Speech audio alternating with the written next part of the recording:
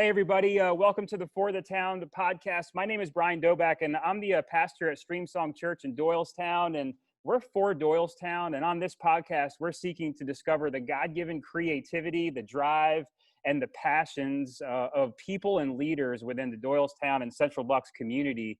And we do this by interviewing local entrepreneurs, philanthropists, educators, business leaders, people in governance, and employees of all levels, and celebrate people, celebrate what they do, and highlight their particular role in the community, and really give you, the audience, a path on how to connect with them if you want to connect with them. So today on our show, we have Marianne from A Woman's Place. Marianne, can you introduce yourself? Sure. I'm Marianne Lynch. I am the fairly new executive director of A Woman's Place. I've been in nonprofits though for about 20 years. Very excited to do this work and very excited to do it in my own community. Awesome. So are you from Doylestown area? How long have you lived here in the area for? So I moved here from Vermont, actually, about 14 years ago. I live in Chalfont, so not too far away, kind of right on the Doylestown-Chalfont border. So very familiar with the area, and yeah, it's great to be able to, a 10-minute commute to work is kind of nice, but just to be able to do something that's so close to home too. Yeah, that's awesome. I actually have family in Portland. No, that's Portland. That's Maine. That's Maine. I have family in Portland, but then I have family in Rutland. That's Vermont, right? That's Vermont. Yeah. Yeah, Rutland. Yeah, chances are when I lived there, I probably knew them or knew somebody who knew them, because Vermont has just about the same amount of people as Bucks County. Oh, wow. Yeah. No, from what I understand, Vermont's a really kind of an underrated state. It's a great place to visit but people normally wouldn't think of Vermont first to go visit. I don't know why. It's stunningly beautiful. Yeah, that's what I hear. Yeah, and during a pandemic, it's pretty rural. There's not a whole lot of people, on top of you, so you're able to get out into nature and not really run across another soul. So it's gorgeous up there. I miss it. Yeah, and there's a lot of camping and stuff like that, right? Mm-hmm. Hiking and all that. Yep. Biking, the whole 9 yards. Yeah, it's definitely an outdoors person's paradise. I had a great time when I lived there. That's awesome. But then, I guess I also, when I think of Vermont or really all those states, I think of all the snow in the winter. Yeah, but you get used to it. You learn how to dress. You know that it's going to be cold, and nobody really aspires to have beautiful footwear because it gets ruined. So, because you wear boots for 6 months at a time. So, but it's that brings a whole nother piece of winter sports, snowshoeing and cross country skiing, and I like it just as much in the winter as I do in the summer. That's awesome. I like to ask folks, in the Doylestown area, why do you love the Doylestown area, and what keeps you here? Well, I think first and foremost for me, it's my neighborhood. I live in a little, 1950s neighborhood that obviously was built right when all those those neighborhoods and some suburbs were being built. But we have huge yards, we have mature trees, and I have great neighbors. I think that's one of the main things. The schools, Central Bucks schools, are the best. Yeah. I know everybody's kind of grumbling about what's going on in a pandemic, but with the choices they've had, I think that they have made really good decisions. And so I'm really happy about the school system. Yeah. But Doylestown itself is adorable. Yeah. There's no other way to put it. It's so sweet and quaint and at the same time progressive and interesting. And it's, it's the county seat. I was just driving down the street today just thinking, I live in a really cute place. This is a really nice community to live in. So, yeah. Yeah, it really is. It's awesome. Do you have kids? Do you have a husband and a family? Yep. Awesome. So I always say I have 2 sons by marriage and 2 by birth. I'm in a second marriage. Yep. And my kids are 22, 21, 20, and 14. And so the 3 oldest met when they were really little. My oldest was 4 and they were 5 and 6, or 5 and 3. So they grew up together. They are my boys. They don't live with us all the time. But the 2 that live here, my one graduated from South. and my other one's getting ready to go into 10th grade in the fall. So Awesome. yeah, so great boys, fantastic young men. I'm very proud of them. That's awesome. Where's the one that you got graduated? Where's he going to school? IUP out Great. in Pennsylvania. Yeah, awesome. Awesome. I'm curious, I have my wife and I have two daughters. They're 5 and 3, so a lot younger. But I love asking people like, because I mean, at least for us in this season right now, it's crazy with our age. And what have you learned from raising even two young boys and kids in general? Oh gosh, I could write a book. I'm sure. I think in the end, you have to trust the people that they're going to become. I see so many parents who are very much watchdog parents, and my theory is if I'm raising my children to be the people I want them to be, I don't have to guard every move because they're going to make the good decisions that we have guided them to make along the way. It doesn't mean, that I can be duped, but it does mean that I'm going to trust them until I can't trust them. And so far, that has not, knock on wood, proven me wrong. I also raise my kids with the idea that they are fantastic human beings. That, they're works in progress, but they're good people, and that I know they are good people. And I think that me having that belief in them has helped guide them as well. And finally, don't sweat the small stuff. And a lot of it is small stuff. It's, a lot of it is small stuff. And you don't realize that until they're older and you're like, wow, why was I so worried about that? He's not doing that when he's 13. Like, I remember when my youngest was a baby, he wouldn't eat. He didn't want to switch to solid foods. He was good with a bottle. Like 10 months old, he still wanted that bottle. And I was like, he's never going to eat. Yeah, he's now 6 feet. He's a skater. He's ginormous. He's just so tall and so handsome. I'm like, yeah, me worrying about that was really not a thing because he ate enough clearly to be able to grow to 6 feet. So he's good. Yeah, that's awesome. So much of what you're saying is speaking to me. We're encountering those things right now. We really try hard to not do what you were talking about. I guess like they call them like lawnmower parents, and then there's helicopter parents. Yeah. I think lawnmower parents, they say they mow down all the challenges in front of their kids. Right. And then the helicopter parents, I forget what they do. The helicopter parents kind of swoop in and guide their kids so that nothing ever hurts them or nothing ever, they never have any conflict so that they don't know how to deal with that. And my philosophy is I think it makes stronger, grittier, more resilient kids when they learn how to navigate those waters themselves. Yeah. Yeah, no, that's awesome. Really good advice to remember. I appreciate you sharing that because I know family can be kind of personal and all that stuff. So I appreciate it. I'm so proud of them. That's great. And then I'm very proud of all of them. So I love talking about my kids. Yeah. What are your, I like to ask too, what are like kind of your favorite things to do? Any hobbies, like maybe in the Doylestown area or whatever? Right now, my hobby is my 4-month-old yellow lab puppy. Oh, yeah. We got a pandemic puppy. She is hilarious. Right over at Turk Park, they've got the dog park, and then they've got those big fields over there. She loves to go chase her ball, and nobody's there right now. So, on any given Saturday, we were out there throwing the tennis ball for her, getting some of that puppy energy out. Awesome. Yeah, she's a lot of fun. Other than that, I love to garden, love trying out new restaurants. I really miss that right now.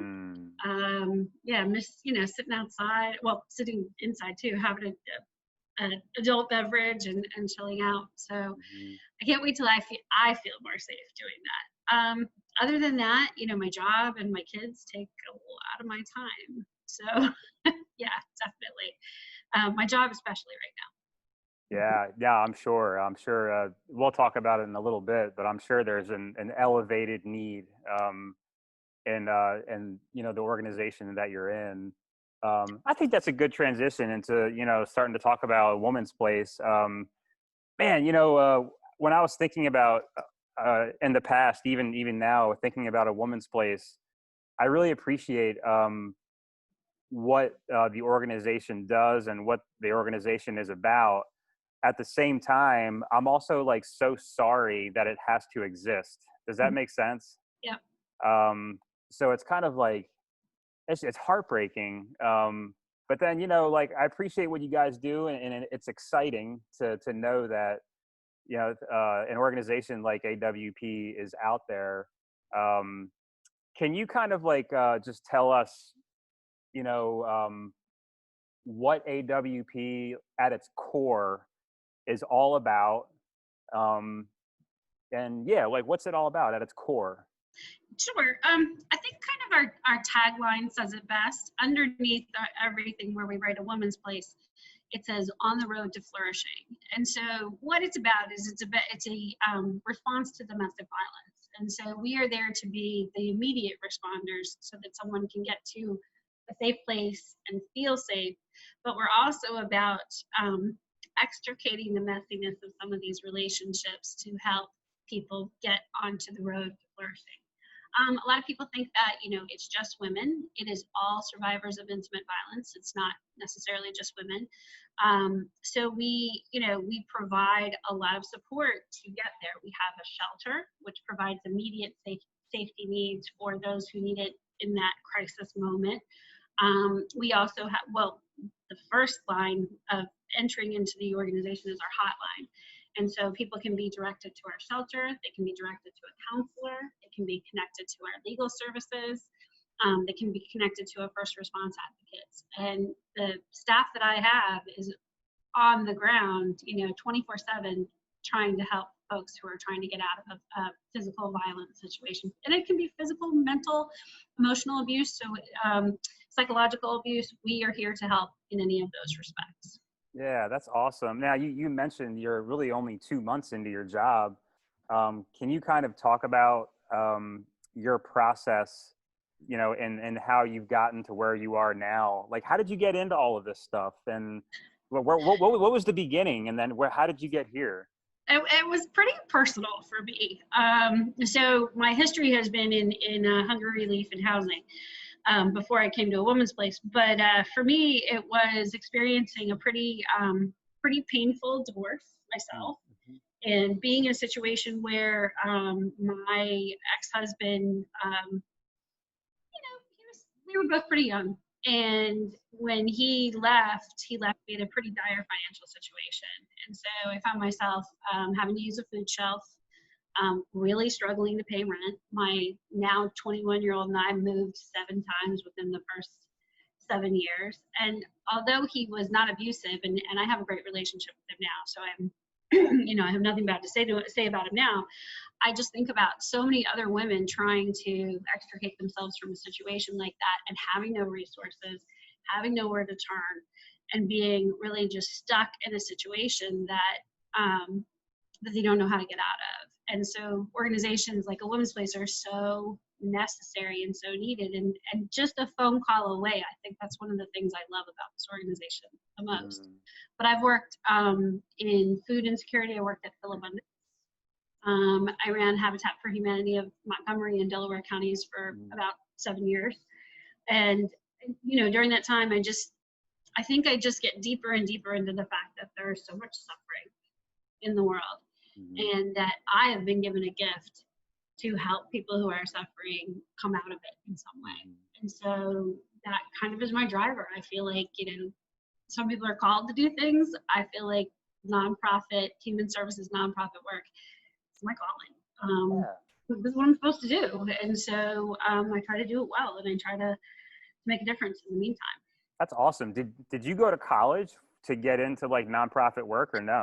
No, I sort of. I was a sociology major, so definitely understood the the dynamics there. But I really did think I was on the path to be a licensed clinical social worker, and I started to take some of those classes, and I was like, yeah, no, this is not how I want to help. When I sort of discovered nonprofits, I was actually an office manager, and I was working in a culinary school, and so I kind of worked on the opulent side of food, and the Vermont Food Bank was hiring, and I was like, I could do that. So really changed careers, and having gotten money or gotten food from a food shelf, I sort of understood what they did, and so really digging into it made that connection even stronger. Awesome. I'm a crazy person. I love fundraising. Yeah. Everybody's like, oh, why? I love connecting somebody with a mission. Yeah. People have resources where they want to help. I have ways that they can help. We make that connection, that's like heaven. And it's never, when that happens, it's never an ask. It just is. Yeah. They want to help because they know that they have the ability to do so. And we have the ability to use those funds to help somebody in need. And I love that marriage of resources and supporting people in the community. Yeah, that's awesome. That's amazing. I can sense, your passion for that. I guess it requires, when I think about that, connecting people, resources to people to mission. Uh, I guess part of that is like creating and communicating like a clear and compelling vision Mm-hmm. that like excites somebody. How does that work out for you? Is that kind of essentially what you do, is creating that clear and compelling vision? And Mm-hmm. how does that? Sometimes it's already there. Like in a woman's place, it's already here. It's definitely, we envision a society where everyone has the ability to flourish. I can't top that vision. That's a great vision, but I can execute it, Mm-hmm. and I can take my interpretation of that vision and run with it. And I definitely see that.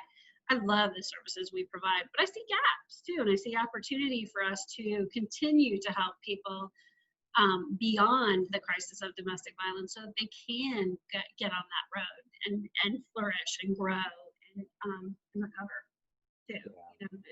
Survivorship is one thing; helping them thrive is another. Yeah. Do you have any? I understand if you can't share too much detailed info. And you don't have to name names or anything, but are you able to share like a success story or something? So I've only heard kind of secondhand the success stories. I have not met anyone yet. I do know that one of the things that we do in general, not naming names, we definitely, when we work with folks who have been in the shelter, getting them into an apartment of their own is like the best day, because that that's the next step for them, and that they have gotten out of the crisis situation and are able to start making their own decisions. Start thinking about, this is what I want to do. This is, I can eat what I want to eat. I can decorate it the way I want to decorate it.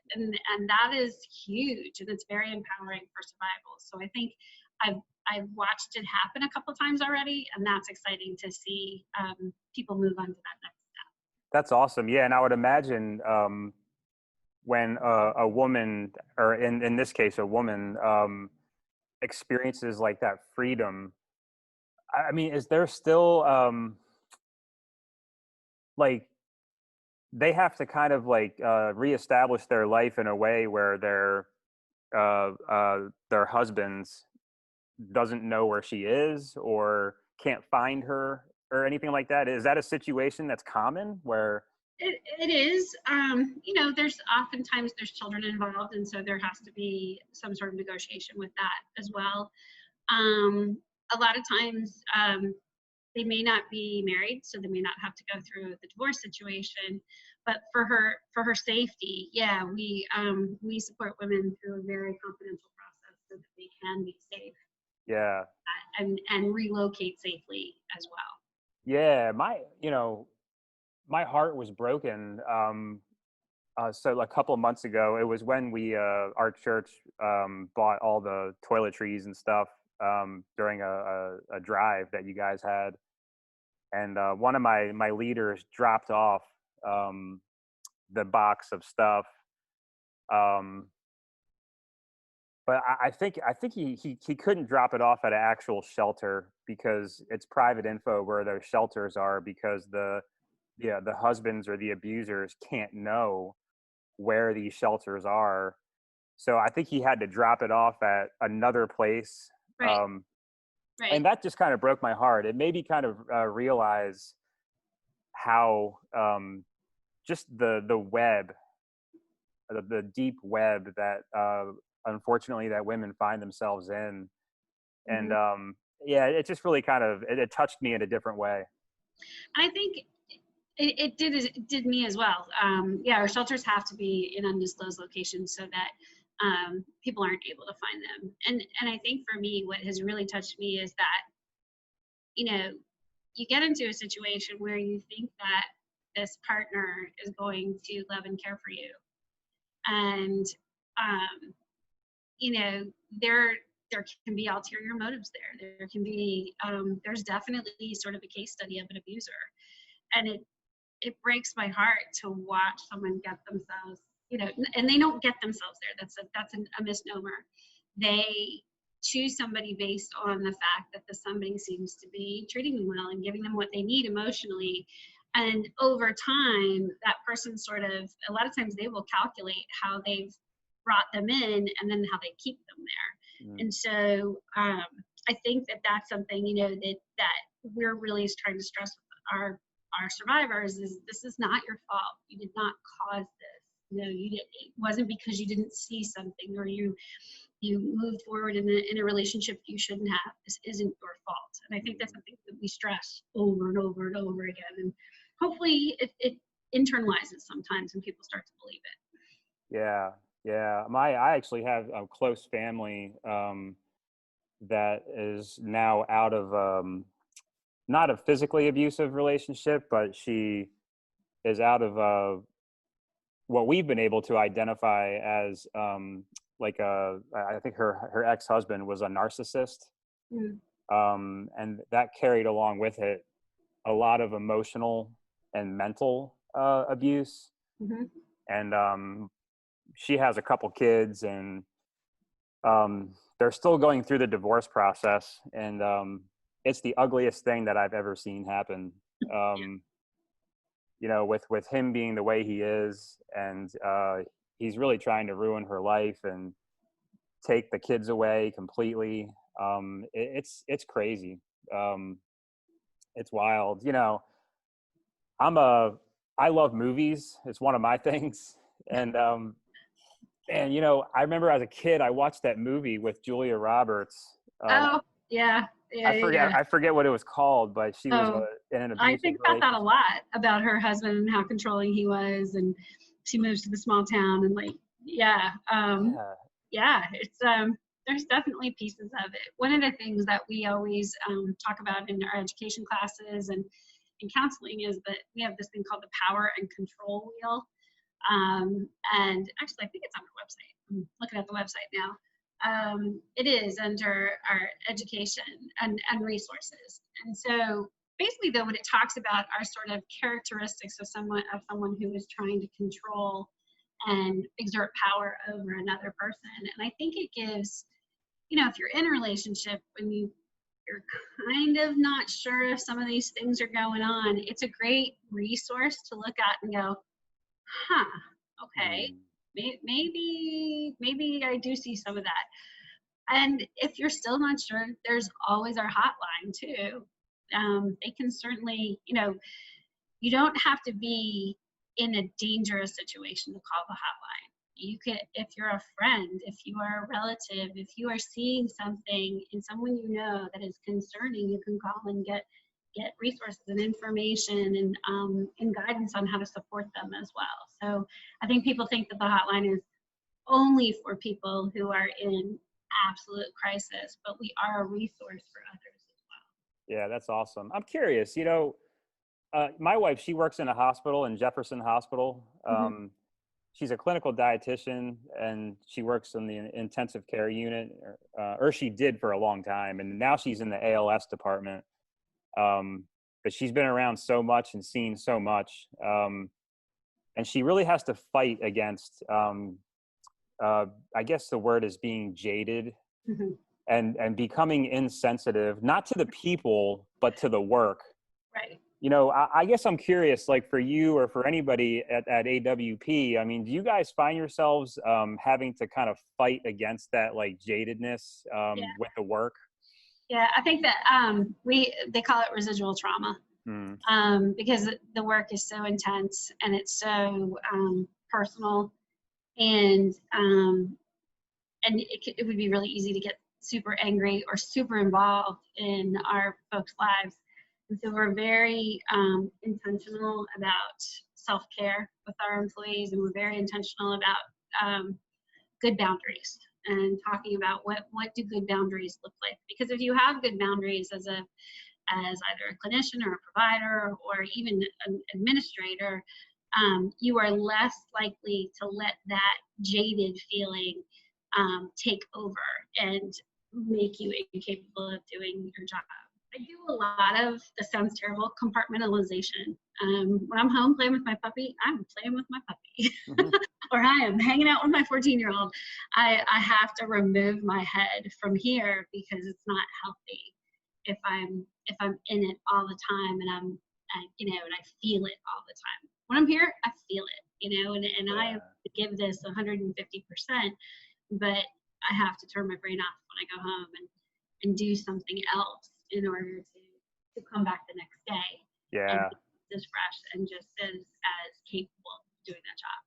Yeah, man, I don't think that's a bad thing. You know, the compartmentalization. I think that's a good thing to do.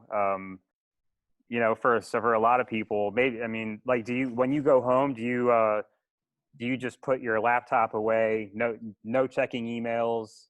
You leave it at the office completely, or? I try.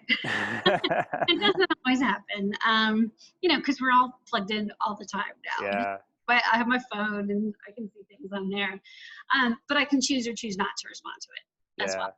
So, when I'm in a situation where I'm like, nope, I'm with my family, I'm just going to put that aside for now, and I need to handle it, but it's not urgent. I can deal with it a little bit later. So I do try to keep them separate, because I'm so new here. It's a little harder to do because I'm just drinking through the fire hose at the moment. I'm really trying to understand all of the things that AWP does. It's a lot more than I thought. And so really understanding deeply how the organization supports mostly women throughout the community is broad. Like, you think, oh, they're a shelter. Not just a shelter. Mm-hmm. We provide relocation support. We provide rapid rehousing. We provide counseling. We provide children's counseling. We provide legal support. We provide lawyers. We provide education to the school systems, to the hospitals, and it is a very comprehensive set of programs. And and we have a thrift store. And so, working through all of that and really understanding the value that all of these departments add to this cause is pretty, feel a little overwhelmed, but I also feel very, I don't know another word, blessed to be able to be the steward over all this. Yeah, it's incredible. It's there's a lot of moving parts. Yeah. How do you again, you've only been in the position for like 2 months, but maybe you have experience in previous positions, but with so many moving parts, like, how do you find yourself as the leader leading this organization and having to juggle those moving parts? I try, and I'm not always successful, but I try to just handle every interaction with integrity and honesty, and try not to promise things that I can't deliver, or try to give realistic deadlines as to, I'm probably not going to get back to you on that till Monday, So, because that provides me with a little bit more, I have more boundaries that way, and I'm able to live with myself, not promise something I can't deliver. And at the same time, I try to stay organized. I try to have my running list, and what's urgent and important, and then, things that are just urgent, okay, I'll take care of those, but the urgent and important need to bubble up to the top. The rest of it, I kind of juggle and figure out where it goes. And then I take every department and I sort of chop it up. But I have to say the best thing so far, and I'm only 2 months in, but I have really good directors underneath me, and that, let them do their jobs, and provide me with the information that they need to, but they're rock stars. And so watching this has been really, really fun, and having good people like that makes your job a lot easier as well. Yeah, that's awesome. I'm glad to hear that you're surrounded by talent, I guess. Yeah. And they've been there for a while, so they know the ins and outs and all that. They have. All of my directors have been here at least 5 years. So they know their stuff. Maybe not in the director capacity, but they know the organization, and they know its pitfalls, they know its strengths, and I think that that's really helpful. And they're willing to give me honest assessment of things. I think as a leader, you have to be willing to accept that. You don't want people around you just telling you yes all the time. You need people to be like, we got a problem, or hey, I was thinking about what you said, and I want to talk a little bit more about that. I appreciate that, and I need that sort of interaction, because otherwise you start to live in a bubble and you don't understand what the community needs from you. Yeah, that's awesome. I'm curious, do you guys so it's a woman's place, but are there ever any situations where maybe it's just a child is being abused and the mother just wants to get out of that situation? Does that happen, or? It does. Yeah. And typically in situations like that, children and youth would probably be engaged, and then we would determine what's the best course of action for that child. Domestic abuse is domestic abuse, but the law towards child abuse is a little bit different. So we will work in conjunction with other organizations to help in that situation. Sometimes what gets uncovered is it's not just the child, it is also the domestic partner as well. So we try to work with our partners in Bucks County as much as possible to make sure that those sorts of situations are going to the right folks who can absolutely protect that child in the best way. It's good, man. It's heartbreaking. Curious, it might be a dumb question, but maybe not. Like, are there ever men that are the ones being abused? Does that happen? And do you guys confront that too? Yeah, absolutely. Wow. Because abuse can be, it can be physical, but it can be emotional, it can be psychological. So, absolutely. And so all are welcome here. If your collective audience, if someone in your audience finds themselves in a situation where they think they might be being abused, no matter their gender, they should call us. Also, we've also seen domestic abuse in the LGBTQ community, and we welcome that as well. So, unfortunately, domestic violence is not confined to just the male-female relationship, with the male being the abuser. And I think that that's one of the messages we want to get out there, is that we're here for everyone. You don't have to be from Doylestown. You don't have to look a certain way. You don't have to be in a certain kind of relationship. We're here to support you, whatever that issue is. Yeah, that's awesome. You mentioned earlier, you guys are involved in kind of the legal process on some level, and helping these people find representation. Man, talk about that a little bit, because I feel like when you start involving the legal side and lawyers, it gets pretty complicated. How does that work? Yeah, it's sticky. Well, so up until a few years ago, we only provided legal advocacy, which was where we support clients through the legal process, just giving them information on how things work. Okay, so this is the paperwork that you have to fill out to get a protection from abuse. This is what will happen once you fill that paperwork out. So, and we still have those folks to walk people through that process, but we also have 2 attorneys on staff who deal with custody, divorce, protection from abuse filings, so that they can provide legal counsel in those situations. We work with low-income clients, which many times someone will find themselves in a situation where the other partner has all of their resources. So they don't have any resources themselves any longer. So we would provide services in a situation like that. as well. But yeah, with the attorneys for us are newer. Well, we've been in business 45 years. I think they've come into play the last 13 years, I want to say. So a little bit of a newer piece for us. But, shoot, we could have 4 attorneys on staff and still not reach everybody that we could in a financial situation that needs that. Yeah. So you actually have like an attorney or some on staff. Yeah. Yeah. Okay. Awesome. We also work really closely with legal aid, and their pro bono attorneys as well. So I have to, give a shout out to legal aid of Southeast Pennsylvania. They do a lot of support for clients who we have interacted with in other ways. Man, that's amazing. You guys are all stars. All the stuff you guys are doing. I'm curious, it's I feel like everybody's tired of talking about the pandemic, but there's also a degree where it's like, you want to, at least I want to ask the question, I guess for personally, and then on a professional level with your organization, how is like the pandemic impacting you personally? And what are you learning from it? And then how is it impacting the organization? And what are you guys learning? So personally, I'll go there first. It's easier. Pretty interesting to start a new job in a pandemic. Oh, yeah. New leadership job too. Like, wow, I could not have timed that more poorly. So that's been, one thing that's been interesting. Wouldn't have my puppy if we didn't have the pandemic. I know my 14-year-old would say differently, but I think my family is closer.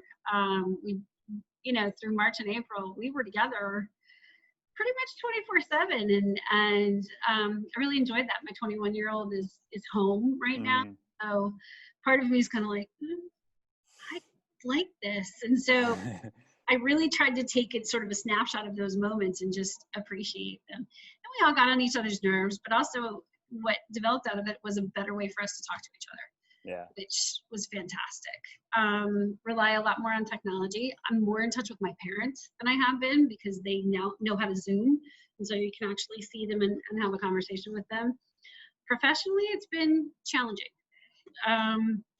So there's a lot of COVID funds out there that are to support us, which I'm so grateful for. But their timeline to be spent is really short. And so they can only be spent on COVID activities, not normal activities in COVID times. So so figuring out, it's sort of like predicting what you're going to have an increase in services to be able to apply the money to that. And that's been a little bit of a crystal ball sort of scenario because you don't really know.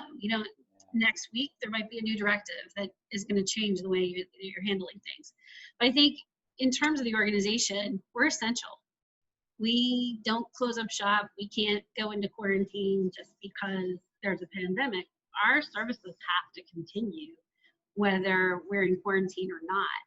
What makes that harder is for our survivors to be able to even call us in the midst of a quarantine has been,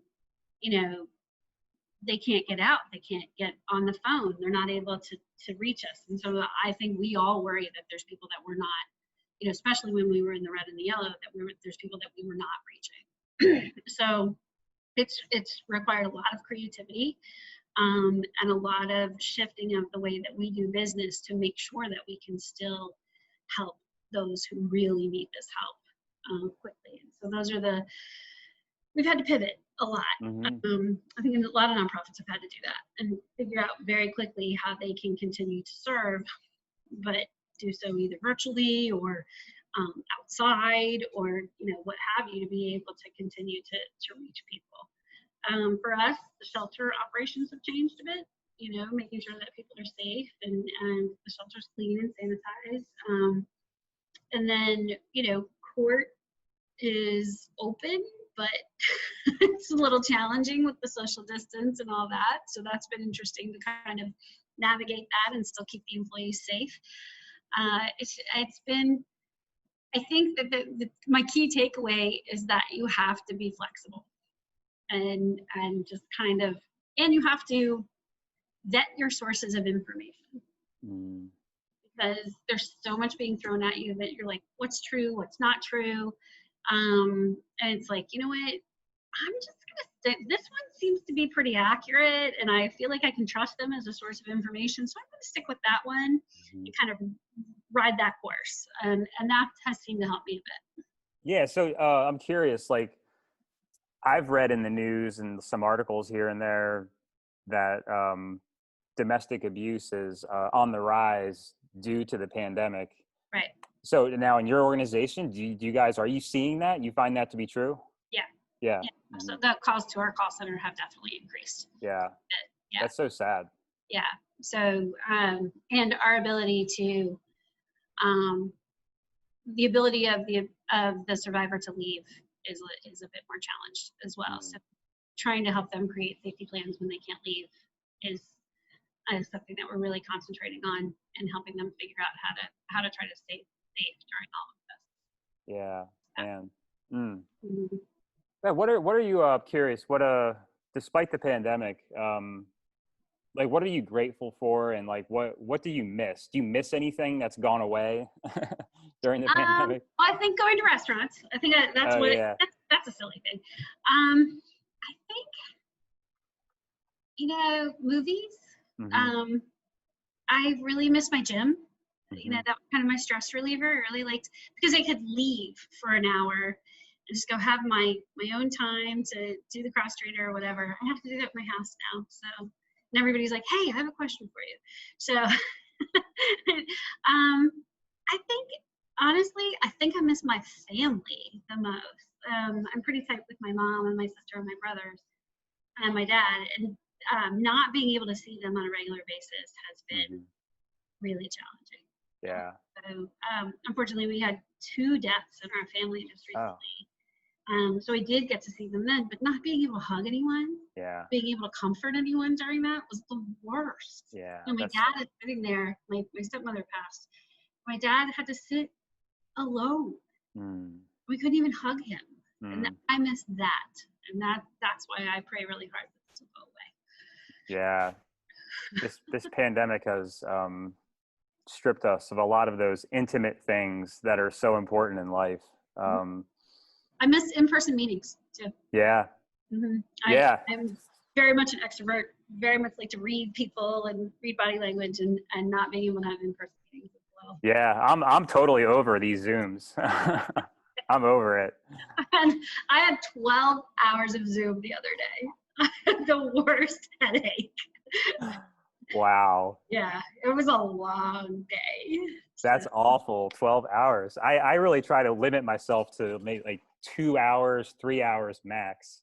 Things kept coming up and they were like, can you just jump on a Zoom? And I'm like, sure. Oh man. Yep. Well, yeah, just to conclude in some ways, I'd love to know, and for the audience to know, what are some ways our audience, including us as a church, how can we like walk alongside you guys and help you guys? What does that look like for just random people in the community or us as a church to do that? I think, as with all nonprofits, and the fundraiser in me is going to speak first, we need resources, both financially and physically. We run a food pantry, so we need to provide items for folks in need: food, diapers, personal care items. For you to pray for us, to pray for the women and the men who are experiencing this, is they need it. They don't know they need it, but they need it. And I think, at the end of the day, we still need volunteers. We still need support in the community. We have a thrift store. It is open, in full swing. We always need people to serve there. They're trying to keep it safe as much as possible, but they've lost several volunteers, and that provides unrestricted revenue for us. So, which helps us to, the other stuff in the community. And I guess at the end of the day, just, let people know that this is an issue, that it is not going away, that it is actually getting worse, unfortunately, and that it is not to be tolerated. And it's going to take all of us to help survivors really to to flourish. Yeah. Now, you mentioned volunteers. Like, what does that look like if somebody wanted to actually get their feet on the ground and volunteer? What's that look like? So our website is womansplace.org, and up in the, let's see, I'm looking at it right now. I'm going to go to the home page. So you can see up in the right-hand corner that there's a donate button, there's a 24-hour hotline button, but there is also a get involved button. And if you scroll down, there is adult volunteer program and teen volunteer program. And so you can get involved as either a teen or an adult. We do have a teen advocacy group that meets regularly to help high schoolers really understand the importance of healthy relationships. And then we use adult volunteers in every aspect of the organization. They help people walk through the court process as legal advocates. They answer our hotline. They work in the store. I have one right now who's helping me with a little bit of data entry that's really important to the work that we're doing, and stuff you can do remotely too. It doesn't necessarily have to be in person if that's, you know, something that's of concern for you. We have first responders who are volunteers, and so we would not be able to serve the number of people that we do without the great core volunteer program that we have. Yeah, no, that's amazing. Painting that picture of what it looks like to volunteer. I wouldn't have known how that question would be answered until now. So it sounds like there's a lot of opportunities to do that. Yep. So, and if you don't have that so like for advocates to be a volunteer advocate, it takes about 45 hours of training. It's a pretty intense process. And if you don't have that kind of time, run a resource drive for us. You know, do health and beauty products, do a food drive, do something that's maybe a one-off, but that still supports the folks who are coming through the shelter or coming through the other programs, have the resources they need. A lot of times the abuser will lock the survivor out of the house or out of the apartment and keep them away from any of the resources that they had. So having those things on hand for people who find themselves in that situation is really important. Gotcha. Yeah. Hey, have you heard of the organization Mission Kids by any chance? Yeah. Somebody, a lady in our church, Hannah, she works for Mission Kids. I think it's based in Doylestown. But they do some good work, I think, similar to what you guys are doing. I think they may be more geared towards like sex trafficking and we do that as well. We do human trafficking too. Yeah. We have a human trafficking program that operates out of Bristol and the Ben Salem area, because it's a very active corridor. Yeah. Goodness. It's so sad. Yeah. Man. I know, and you think in Bucks County? What? Yeah. Unfortunately. It's everywhere, I guess. It's terrible. Well, and I think people don't even understand what that is. You know, they think about, you may have somebody at your nail salon who is being human trafficked and you don't even know it. They're doing your nails. They're not getting paid. Their paycheck goes to somebody else, or they're the relative of the person who owns the shop, and they're being used in order to do this work, but they don't actually make any money doing it. All the money goes toward the other individual. Yeah, wow. Ben, my last question was going to be, and you already kind of answered it, you know, as a church, you know, how can we be praying for you guys? Can you get a little bit more specific on that, or because we'd love to do that? You know, I think that one of the things I always come away from any situations I encounter is the damage and the trauma that this creates in an individual, and praying for that healing for them is probably one of the most powerful things that a church could do, because they own it, you know, and there's so much self-blame, and it's not their fault. And so pray for healing. I think that's probably one of the main things I would ask for. Yeah. Thanks for sharing that. Yeah, absolutely. We're going to do that. Man, well, I really appreciate your time, Marianne. It's been an awesome conversation getting to know you, and I'm going to sign us off here, and then And to all the audience out there, thank you so much for listening to this podcast with Marianne Lynch from A Woman's Place. You can find this podcast on our Facebook page, updates on our Instagram page, our YouTube page. It's going to be on Apple Podcasts and Spotify Podcasts. And if you ever have any questions, you can reach out to us. And if you want to connect with A Woman's Place, you can do that. So thank you so much for listening, everybody. And Marianne, again, thank you so much for your time. Super grateful. And man, keep working hard at what you're doing. It's so worth it. And it's just amazing work that needs to be done. And again, like I said, I'm so sorry it has to be done, but you know, it's amazing work what you're doing. So thank you. But we're here, you know, so thank you very much, Brian. Appreciate it. Yeah. Thank you, Marianne. All right.